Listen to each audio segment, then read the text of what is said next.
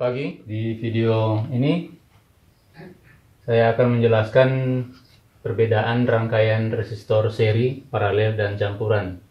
Kalian sudah mempelajari komponen atau elemen pasif, yaitu resistor, induktor, dan kapasitor. Nah, kali ini kita akan pelajari mengenai resistor. Resistor itu dalam rangkaiannya bisa saja ada dalam hubungan seri, ada dalam hubungan paralel, atau bahkan campuran.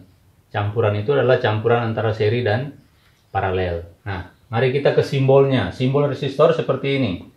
Simbol yang umum digunakan. Mungkin kalian menemukan di buku-buku lain menggunakan simbol yang lain, tetapi yang paling sering digunakan adalah yang seperti ini. Perhatikan bahwa ada dua ujung di sini yang saya bisa namakan ujung A dan ujung B. Jadi setiap resistor punya dua terminal tempat penyambungan, yaitu kita namakan ujung A dan ujung B. Itu simbolnya. Nah, bagaimana dengan resistor yang terhubung seri? Di sini sudah saya buatkan satu buah rangkaian yang berisi 3 buah resistor yang terhubung seri. Nah, ini yang selalu menjadi kesulitan bagi siswa adalah membedakan mana yang hubungan seri dan mana yang paralel. Oleh karena itu kalian harus perhatikan dengan baik penjelasan ini. Lihat, di sini ada 3 buah resistor yang saya namakan R1, R2, dan R3. Mereka ini terhubung secara seri. Terhubung secara seri berarti, perhatikan kaki A atau terminal A dari resistor 1 atau R1 itu berdiri sendiri. Kemudian kaki yang satunya, terminal yang satunya itu terhubung dengan salah satu kaki dari R2. Nih. Resistor punya 2 kaki, ini. Kalau R2 punya kaki ini dan ini. R3 mempunyai kaki ini dan ini. Nah, kalau dia terhubung seri, perhatikan salah satu kaki dari R1 itu bebas. Salah satu kaki yang lain itu terhubung dengan salah satu dari kaki R2. Nih.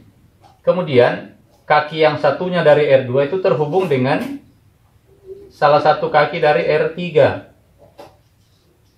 Kemudian, kaki yang kedua dari R3 bebas. Nah, sehingga kalau rangkaian seperti ini kita sebut rangkaian seri antara R1, R2, R3 di antara 2 titik A dan B. Kali lagi, kalau hubungan seri hanya salah satu terminal atau kaki dari resistor itu yang terhubung dengan resistor lain, sementara kaki yang satunya tidak. Sama dengan R2. Hanya kaki ini yang terhubung dengan R ini. Kaki yang satunya tidak terhubung dengan ini, melainkan dengan R yang lain. Gitu ya. Nah, sekarang ke paralel. Kalau paralel, setiap kaki dari resistor itu terhubung dengan kaki-kaki dari resistor yang lain. Ini adalah kaki sebelah kiri, katakanlah begitu, dari R1. Ini kaki sebelah kanan. Kaki sebelah kiri terhubung dengan kaki sebelah kiri dari R2. Kaki kanan dari R1 terhubung dengan kaki atau terminal kanan dari R2. Ini 2 resistor yang terhubung paralel. Nah, bagaimana kalau 3? Kalau ada 3 berarti seperti ini. Ini R3. Kemudian kaki ini terhubung dengan ini. Ini dengan ini. Jadilah 3 buah resistor yang terhubung secara paralel. Nah, di pembahasan KD sebelumnya, kalian sudah tahu bahwa rangkaian itu bisa digambarkan dalam bentuk-bentuk yang lain, tapi tetap sama. Karena dia punya sambungannya tidak berubah. Misalnya, rangkaian seri ini mungkin saja digambarkan dengan cara seperti ini.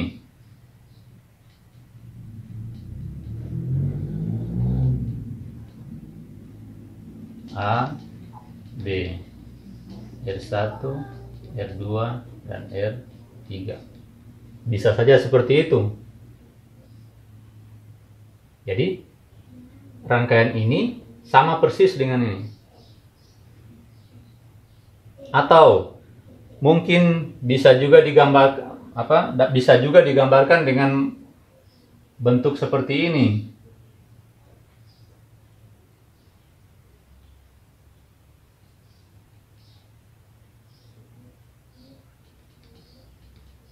A, B, ini adalah R1, R2, dan ini R3. Bisa juga seperti itu. Jadi ini, rangkaian ini sama dengan ini, sama juga dengan ini. Begitu pula dengan yang paralel. Yang paralel itu, yang seperti ini misalnya gambarnya, bisa digambar dalam bentuk yang lain. Misalnya seperti ini.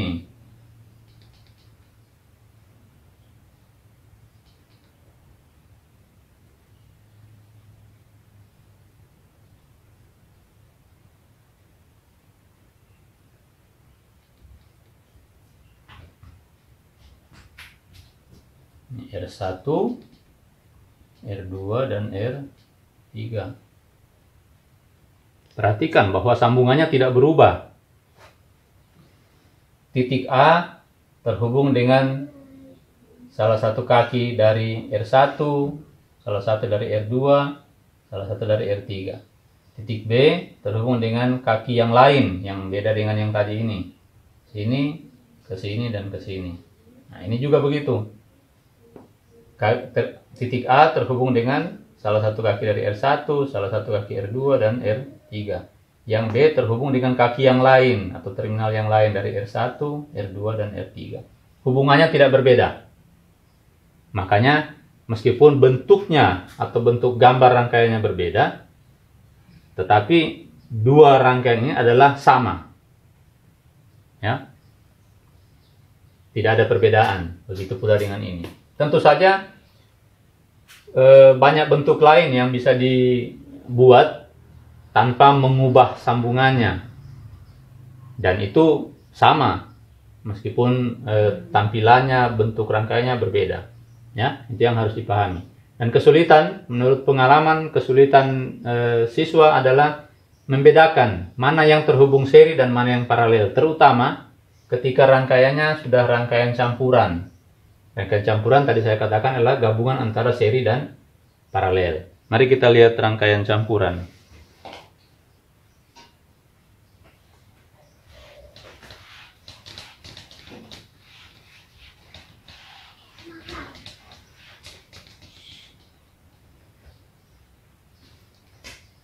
Misalnya seperti ini.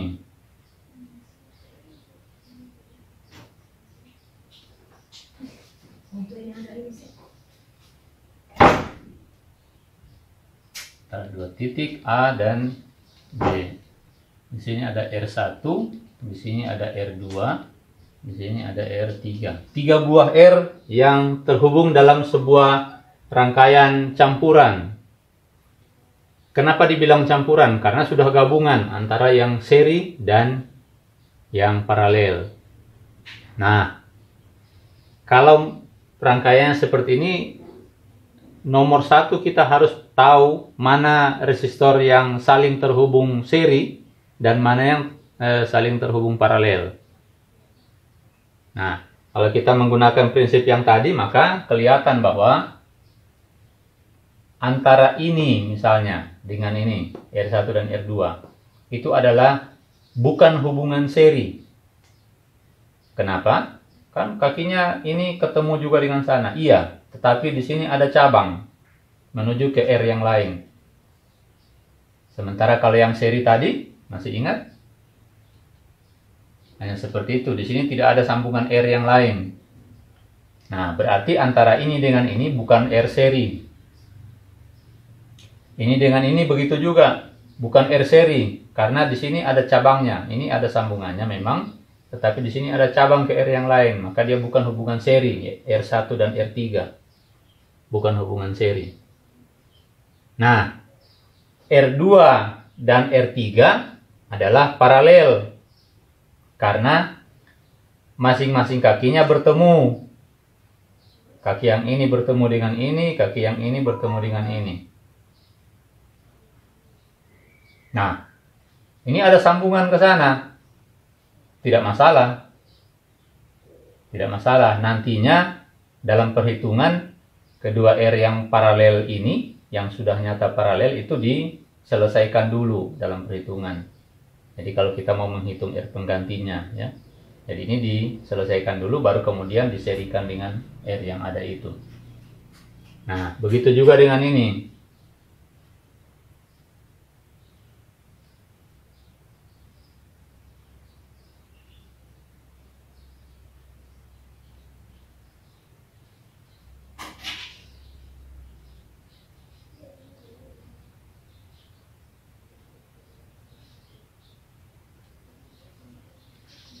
Ada R1, R2, R3, R4, dan R5.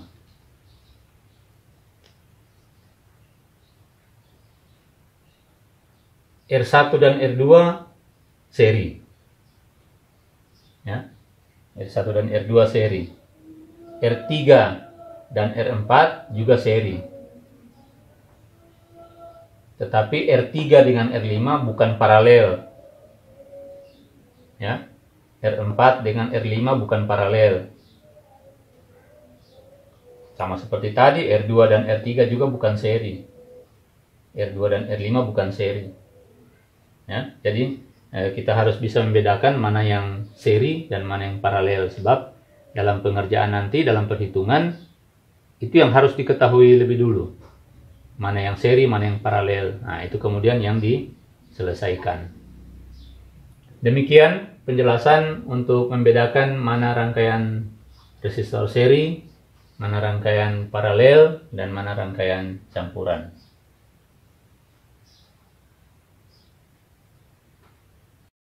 Baik, selanjutnya kita akan belajar bagaimana menghitung R pengganti. Kenapa ada R pengganti?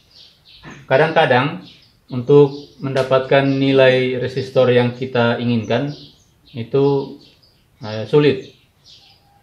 Kita membelinya di toko, tidak ada resistor dengan nilai seperti itu. Maka bisa saja kita menggunakan beberapa resistor untuk menggantikan satu buah resistor yang kita maksud. Nah, misalnya seperti yang ada di papan ini. Kalau di sini berarti ada 3 buah resistor yang terhubung seri. Kemudian kita mau hitung berapa nilai resistor yang bisa kita gunakan untuk menggantikan ketiga buah resistor itu. Jadi kita akan menghitung nilai satu buah resistor pengganti yang akan menggantikan ketiga resistor itu tanpa mengubah parameter apapun di situ, di antara dua titik A dan B itu. Ini. Nah, di sini sudah saya contohkan 3 buah resistor yang namanya R1, R2, dan R3 terhubung secara seri. Nah, masing-masing mempunyai nilai tahanan. R1 10 ohm. Kita sudah pelajari bahwa satuan untuk besaran hambatan atau resistansi itu adalah ohm yang disimbolkan dengan ini, omega. R1 nilainya 10 ohm, R2 nilainya 15 ohm, dan R3 5 ohm. Berapa nilai R pengganti untuk rangkaian antara titik A dan B ini? Menghitungnya kita menggunakan rumus seperti ini. RP itu adalah R pengganti. RP sama dengan R1 tambah R2 tambah R3. Menuliskannya seperti ini ya. Sama dengan kita masukkan nilai R1 yang 10 ohm itu di sini. 10 tambah nilai dari R2 15. Kemudian tambah nilai dari R3 5 ohm. Jadi 10 tambah 15 tambah 5. Tidak usah ditulis 10 ohm, 15 ohm, 5 ohm, tidak usah. Ditulis saja nilainya 10, 15, dan 5. Sama dengan kita jumlahkan berarti 30 ohm. Berarti rangkaian 3 buah resistor ini antara titik A dan B bisa kita gantikan dengan 1 buah resistor saja yang bernilai 30 ohm. 3 buah resistor terhubung seri dengan nilai seperti ini bisa kita gantikan dengan 1 buah resistor saja yang bernilai 30 ohm.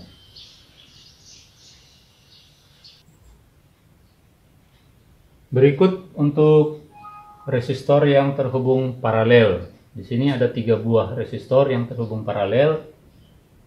R1 nilainya 1 ohm, R2 2 ohm, dan R3 2 ohm. Untuk menghitung R penggantinya, kita menggunakan rumus seperti ini. Untuk yang paralel ya, kita gunakan rumus seperti ini. Ada rumus yang lain, tapi hanya berlaku untuk 2 buah resistor yang terhubung paralel. Nanti saya akan berikan juga. Jadi untuk lebih dari 2 ya, atau dari 2 juga boleh kita gunakan rumus seperti ini. Jadi 2 resistor paralel, 3, 4, dan seterusnya kita boleh gunakan rumus seperti ini. 1 per Rp sama dengan 1 per R1 tambah 1 per R2 tambah 1 per R3. R1, R2, dan R3. Nah, sehingga kalau kita masukkan nilai-nilai dari resistor ini, 1 per Rp sama dengan 1 per 1 ini, tambah 1 per 2 tambah 1 per 2 ya. Kemudian bagian penyebutnya kita samakan karena tidak sama kan, 1, 2, dan 2 itu bertemunya di 2. Nah, karena ini 1 berarti harus dikalikan 2, berarti ini kalikan 2 juga menjadi 2. 1 kali 2 2. Yang lain tetap karena sudah 2, 1, dan 1. Berarti 2 tambah 1 tambah 1 per 2. Itu 1 per Rp. Berarti 1 per Rp sama dengan 2 tambah 1 tambah 1 sama dengan 4. 4 per 2. Nah, belum selesai karena yang ditanyakan adalah Rp, rangkaian pengganti. Sementara ini adalah 1 per Rp. Bagaimana menemukan Rp-nya? Ini dikalikan silang. Rp dikali 4 sama dengan 1 dikali 2. Rp dikalikan 4 sama dengan 1 kali 2. Rp dikalikan 4 sama dengan 2. 1 kali 2, 2. Berarti Rp-nya adalah ini dibahagi ini. 2 bahagi 4. Nah, sehingga diperoleh nilai Rp sama dengan 1 per 2 atau 0,5 ohm. Yang perlu diperhatikan lagi adalah bahwa kalau resistor dihubungkan seri, maka Rp-nya akan menjadi lebih besar dari setiap nilai R itu. Ya. Jadi kalau 3 buah resistor dihubungkan seri masing-masing bernilai 1 ohm, maka dia punya Rp akan menjadi 3 ohm, lebih besar dari 1 ohm, kan? Kalau nilai setiap R-nya 1 ohm. Kalau pada paralel, maka nilai Rp-nya akan lebih kecil dari R terkecil. Ini R terkecil adalah R1, 1 ohm, yang lain 2, 2. Maka nilai Rp-nya itu pasti lebih kecil dari R yang paling kecil di situ. Ya.